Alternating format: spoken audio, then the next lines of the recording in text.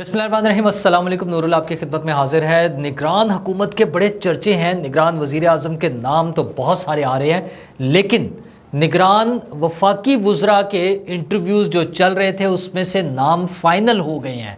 वो कौन कौन से नाम हैं, कौन से महकमे हैं, ये मैं आपको बताऊंगा। लेकिन उससे पहले बताऊं, दो बड़े अहम इंटरव्यूज़, एक तो वजीरों के हो रहे थे ना, जिनमें से फाइनल हो गया। ये वजीरों के नहीं है। एक इमरान खान साहब का है जो उन्होंने कल रात बीबीसी को दिया, हार्ड टॉक, और दूसरा परवेज़ खटक साहब का है, वो भी तकरीबन हार्ड टॉक ही है, लेकिन खैर इतनी हार्ड टॉक नहीं, उसको सॉफ्ट टॉक कह लें चले। वो है परवेज़ खटक साहब ने सलीम साफ़ी साहब को दिया, और वो आज शाम में आप देखेंगे। तो दोनों इंटरव्यूज़ बड़े मज़ेदार हैं। इमरान खान साहब के हवाले से उनकी कंडीशन क्या है, वो क्या कह रहे हैं, उन्हें क्या नज़र आ रहा है, और उनके दोस्त साबका से ही उनके बारे में क्या कह रहे हैं। अच्छा, दोनों में वैसे मिलती जुलती बातें ही हैं। तो हार्ड टॉक में उनसे पूछा गया कि जनाब, आपके गिर्द जो है वो कानून का दायरा तंग हो रहा है, घेरा तंग हो रहा है, तो इस पे आप क्या कहेंगे। खान साहब ने वही कि जनाब, मेरा तो मसला ही कोई नहीं है, मेरे खिलाफ तो कोई केस ही नहीं होना चाहिए था। जब तक मैं हुकूमत में था मेरे खिलाफ कोई केस नहीं था। जाहिर है, जब आप हुकूमत में थे तो आपके खिलाफ किसने केस बनाना था। आप लोगों को उठा उठा के जेलों में डाल रहे थे। इमरान खान साहब जो है, हमें याद होगा मीर शकीलुर रहमान को, जो जंग और जियो ग्रुप के चीफ एडिटर और चीफ एग्जेक्टिव और ऑनर हैं, उनको तकरीबन 9 माह जेल में रखा गया एक ऐसे बोगस केस में जिसमें कुछ नहीं था। और उसकी जो है क्लाइमेक्स ये है कि जब उनसे मुलाकात हुई उनकी फैमिली की, तो खान साहब ने कहा कि आप अभी तो वो सिर्फ जेल गए, आप आगे आगे देखें होता क्या है। अच्छा, वो जंग और जियो ग्रुप जिन्होंने सर पे उठा के उनको इक़्तिदार में लाने की कोशिशें की, उनके बारे में ये हाल था। अच्छा, फिर जो बाकी ऑपोजिशन पार्टीज, उनके बारे में तो इमरान खान साहब कहते थे एमबीएस को तो कोई नहीं पूछता, जिसको मर्जी उठा के जेल में डाल दें। और उन्होंने किया। राना सनाउल्लाह को जब 15 किलो हेरोइन के केस में अंदर डाला गया, आपको पता है, सहाफ़ियों को, किसी को फैंटी लग रही है, किसी पे गोलियां चलाई जा रही हैं, किसी को उठा उठा के अंदर बंद कर लिया जा रहा है कि बुशरा बीबी के खिलाफ क्यों बात की है, और भी बाकी सारी चीज़ें ना। मतलब आपको याद होगा आमिर मीर, जो अब हमारे वज़ीर इतलात हैं पंजाब के, और इमरान शफकत साहब जो हमारे दोस्त हैं, बैठक वाले, मशहूर बैठक वाले, ये दोनों लोगों को भी गिरफ्तार, एक ही दिन ये इकट्ठे गिरफ्तार हुए थे। रजी दादा साहब उठाए गए, ये सारी चीज़ें चल रही थी। तो अब वो कहते हैं मेरे टाइम में तो मेरे खिलाफ कोई केस नहीं था। भाई, आप बना बना के लोगों को केस उनको अंदर डाल रहे थे, तो आपके खिलाफ किसने केस बनाया था। अब मेरे खिलाफ 200 केस बन गए। उन्होंने कहा केस तो करप्शन के नहीं, करप्शन के केसेस नहीं है, सिर्फ 2 केसेस हैं करप्शन के। अच्छा चले, वो 2 तो मानते हैं ना, लेकिन साथ उनका कहना यह है कि लोग मुझ पर बड़ा ट्रस्ट करते हैं, मुझे बड़े पैसे देते हैं।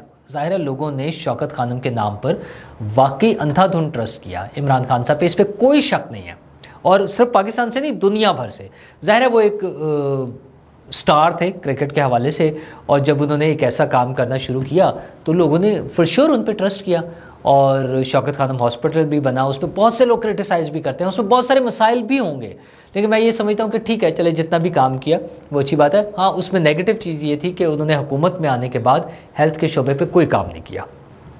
केपी में जो 8.5 साल तकरीबन उनके ज़ेर निगरानी रहा है, सूबा उनकी हुकूमत रही है, वहाँ पर भी बुरे हालात हैं।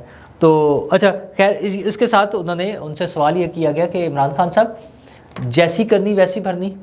आप नवाज शरीफ साहब पे पाबंदी लगवाना चाहते थे कि उन पे सियासत करने पर, पार्टी को लीड करने पे पाबंदी होनी चाहिए, तो अब आपको वही चीज़ फेस करनी पड़ रही है, अब आपके खिलाफ पाबंदी लग गया। वो कहते नहीं, मुझे और उसको इकट्ठे ना मिलाएं, उनके खिलाफ तो पनामा का केस था, लंदन में फ्लैट्स थे, वो उसको नहीं बता सके, मेरे खिलाफ तो केस ही कोई नहीं है, तो आपके खिलाफ भी तो यही केस है। अच्छा, वो जो आपका बनी गाला वाला केस है, वो जिस तरह से डिस्पोज ऑफ हुआ है, जो आपको सादिक और अमीन जिस तरह से डिक्लेयर किया गया, जिस 2 नंबरी के साथ, अगर वो भी दोबारा खुल जाए तब भी आप फारिग हो जाते हैं। वो जमाइमा बीबी ने भी आपकी मोहब्बत में, आपकी हमदर्दी में जो एक डमी सी मेल भेजी थी, और हमारे अंधे जजेस ने, वैसे तो कहते हैं ना कानून अंधा होता है, लेकिन हमारे तो जजेस भी अंधे रहे हैं, हमने देखा हुआ है, हमारे सामने रही हैं चीज़ें, कि उस मेल को जिसमें एक उन्होंने मेल किया है किसी ऐसे बैंक को जो अब वजूद ही नहीं रखता कि पैसे ट्रांसफ़र कर दें, और वो कहाँ गए हैं, उसकी कोई ट्रेल है, किसके अकाउंट में गए, कुछ नहीं पता। उस बैंक ने रिसीव किया वो मेल या नहीं की है, उस पर क्या रिएक्ट किया, कुछ नहीं पता, और उस पर वो सादिक और अमीन डिक्लेयर हो गए थे, इमरान खान साहब। तो खैर इस तरह की ड्रामेबाजियाँ चलती रही हैं। उन्होंने फिर ये भी पूछा कि जनाब आप तो 2018 में तो फ़ौज के साथ मिलकर आईएसआई के सपोर्ट से सारी चीज़ें आपकी सपोर्ट में थी और आप आगे थे, तो अब आप कहते हैं फ़ौज की मुखालफत करते हैं अब आप, तो क्या ये खुला तज़ाद नहीं है, मुनाफकत नहीं है? उन्होंने पूछा। तो खान साहब के पास फिर आए बाएं शाये करने के अलावा कोई जवाब नहीं था। और हाँ, सबसे अहम चीज़ ये थी कि आप हुकूमत से बाहर आकर आपने शरपसंदी को हवा दी, आपने फ़ौज के ख़िलाफ़ वायलेंस को प्रमोट किया, लोगों ने हमले किए। तो खान साहब का वो एक घिसा पिटा सा जवाब कि मैं तो 9 मई को अंदर था, मुझे पुलिस के बजाय कमांडोज ने गिरफ्तार किया, और जिसको अदालत ने इल्लीगल डिक्लेयर कर दिया। अच्छा, अदालत ने कब इल्लीगल डिक्लेयर किया? सुप्रीम कोर्ट में जो कुछ हुआ, चले वो 2 दिन बाद भी अगर हुआ, तो उस दिन तो कहीं इल्लीगल डिक्लेयर नहीं हुआ था। उस दिन तो कानून नाफिज करने वाले इदारों ने आपको गिरफ्तार किया। चले आपको ये वो ऑब्जेक्शन है कि कमांडोज ने किया, रेंजर्स ने किया, जिसने भी किया, तो साथ ही फरमाते हैं कि जब मुझे कमांडोज ने गिरफ्तार किया तो उस पर रिएक्शन तो आना था। मतलब ये उन्हें पता है कि क्यों हुआ है। असल में ये इमरान खान साहब का प्लान था कि इस तरह से फ़ौज के ख़िलाफ़ बगावत करवा दी है। 9 को और फिर 10 का प्लान था जो उनका नाकाम हो गया। वो तो बैंक किए बैठे थे ना जनरल साहिर शमशाद मिर्ज़ा पर और ऑफिसर्स पे कि वो हमारी सपोर्ट में निकलेंगे और सब कुछ उलट जाएगा। सब लोगों ने अपने डिसिप्लिन के मुताबिक चले, और जहाँ जहाँ प्रॉब्लम्स आई वो लोग पकड़े गए, उनके खिलाफ फ़ौज ने अपने एंड पर कार्रवाई कर दी है। अच्छा, सिविलियन सेटअप में ज़ाहिर टाइम लगता है, उसमें केसेस चल रहे हैं। अच्छा, वो जब वो उस पर एतराज़ करते हैं, अच्छा इन चीज़ों को उनकी अपनी पार्टी के लोगों ने ऑन किया।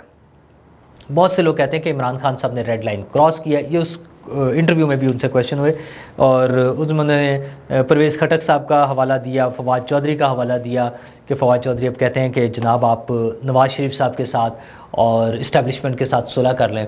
वो और बात है कि फवाद चौधरी साहब के अपने माफ़ी कबूल नहीं हो रही अदालत से, और शायद वो दोबारा गिरफ्तार भी हो जाएँ। अच्छा, उसकी क्या वजूहात है, बैक एंड पे वो साथ साथ चीज़ें चलती रहेंगी, वो हमारे सामने आ जाएंगी। लेकिन दूसरा मज़ेदार इंटरव्यू था परवेज़ खटक साहब का। परवेज़ खटक साहब का इंटरव्यू तो रिकॉर्ड हो गया, वो आज सलीम साफ़ी के साथ उनका ऑन एयर होगा, जिसमें सबसे अहम बात उन्होंने 190 मिलियन पाउंड जो है मलिक रियाज साहब वाले, उसके वाले से किया। वैसे तो डिटेल्ड इंटरव्यू है। उसमें उन्होंने कहा जी काबीना में झूठ बोलकर हमसे साइन कराए गए।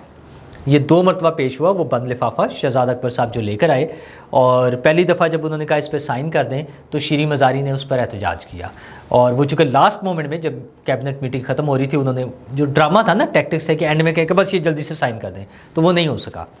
अगली मीटिंग में काबीना की इमरान खान साहब ने उस चोरी को, उस डाके को, उस फ्रॉड को प्रोटेक्ट करने के लिए उसमें अपना हिस्सा डाला, और उन्होंने कहा ये मैंने देख लिया, ओके बस इस पर साइन कर दें।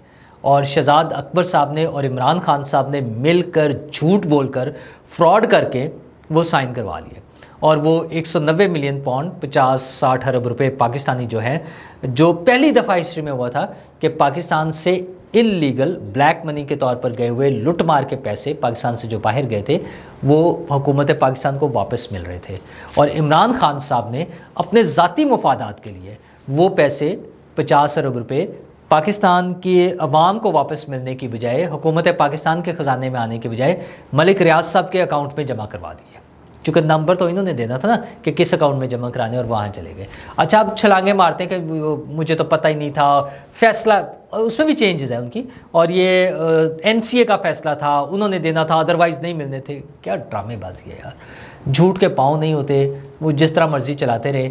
इतना क्लियर कट केस है, जो ही प्रोसीडिंग होगी, जब चलेगी, खान सब फारिग है, फिर नहीं बचते। इस केस में तो बिल्कुल भी नहीं बचते। वैसे तो तोशा खाना में भी नहीं बच रहे हैं, वो भी आज हो जाए, 4 दिन बाद हो जाए, वो फैसला होना ही होना है इमरान खान साहब के खिलाफ। इमरान खान साहब ने नाअहल होना है, चांसेस तो हैं आज के भी, अगर आला अदालतों ने मुदाखलत ना की, हाई कोर्ट ने और सुप्रीम कोर्ट ने, तो मुमकिन तौर पर वो आज ही नाअहल हो जाएंगे, वरना 4 दिन बाद सही चले, कुछ दिन बाद हो जाएगा।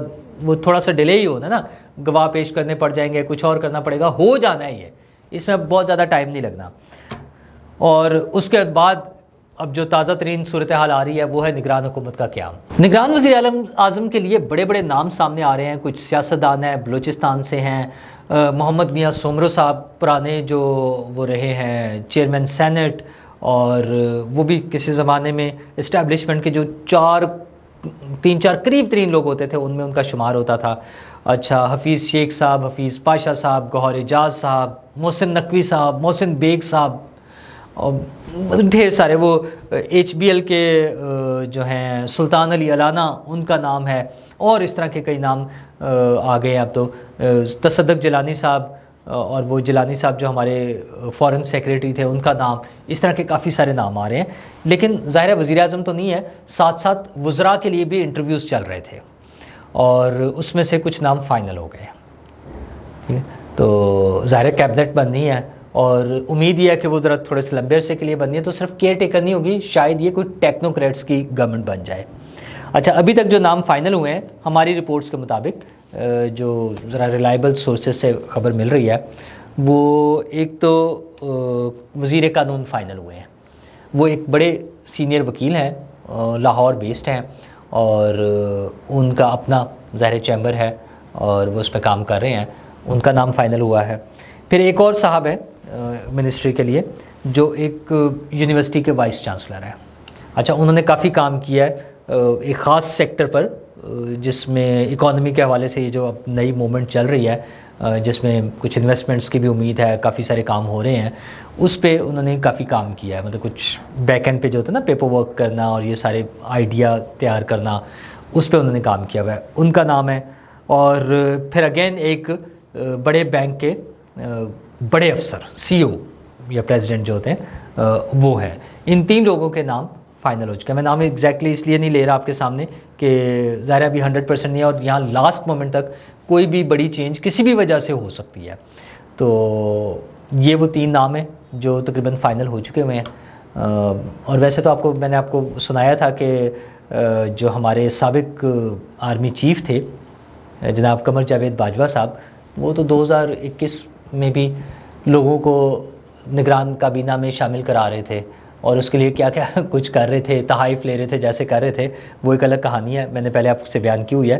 लेकिन बहरहाल इस मरतबा बड़ा सीरियसली जो लोग हैं बड़े मेरिट पे प्रॉब्ली प्लान करके कि उन लोगों को जिनके ज़िम्मे कुछ जिम्मेदारियां होंगी और उन्होंने वो काम अंजाम देने होंगे। अच्छा, और वो काम क्या है? बड़ी सिंपल सी बात है, इकॉनमी, पाकिस्तान की इकॉनमी को ठीक करना। अच्छा, उसमें मुझे नहीं लगता कि 3 माह में कोई बहुत बड़ा काम हो सकता है। वो तो सिर्फ डे टू डे अफेयर्स हैं और इलेक्शन कराने की बात है। अगर वो करना है फिर तो किसी को भी लगा लेना, जो भी अच्छे दोस्त हों, जो अच्छे ताल्लुक़ वाले हों। वक्त गुजरना है, इलेक्शन कैंपेन शुरू हो जाएगी और 3 महीने का पता भी नहीं चलता, 2 से 3 माह का टाइम है। तो लेकिन चूँकि ये लंबे अरसे के लिए बनना है, इसलिए वो टेक्निकल लोग, टेक्निकल इन द सेंस के जो माहिर हैं अपने अपने शोबों के, और उनसे ये उम्मीद की जा सकती है कि वो मुल्क की मईशत को बेहतर करने के लिए अपना रोल प्ले कर सकते हैं। उन लोगों की सिलेक्शन की जा रही है। तो जो 3 लोगों का मैंने आपके सामने जिक्र किया, मज़ीद कुछ नाम एक आध दिन में हमारे सामने आ जाएंगे, और वज़ीर आज़म का भी कुछ पता चल जाएगा कि किसको बना रहे हैं। अगरचे इसकी अनाउंसमेंट वज़ीर आज़म पाकिस्तान शहबाज शरीफ साहब और अपोजिशन लीडर जो है कौमी असम्बली में राजा रियाज साहब, वो मिलकर करेंगे। उन दोनों ने अपने अपने 3 नाम देने और उसमें से एक सिलेक्ट होना है। खैर, जमहूरियत है, चूँकि ये सारा काम करना पड़ेगा दिखाने के लिए, लेकिन जहाँ पर हो रही है सिलेक्शन, जहाँ पर काम हो रहा है वहाँ काम हो रहा है, जो मैंने अभी 3 नाम भी बताए हैं। तो हमें उम्मीद ये रखनी चाहिए कि ये जो भी सेटअप बनेगा वो कोई बेहतर तरीके से परफॉर्म कर सकेगा, और अगर हमारी इकॉनमी ठीक हो जाती है, हम फाइनेंशियली ज़रा बेहतर पोजीशन में आ जाते हैं, तो हम सब की, मेरी, आपकी, हम सब की ज़िंदगियाँ आसान हो जाएंगी, थोड़ी बेहतर हो जाएंगी। लेट्स होप कि ये सब चीज़ें वाकई ठीक हो जाएं। शुक्रिया।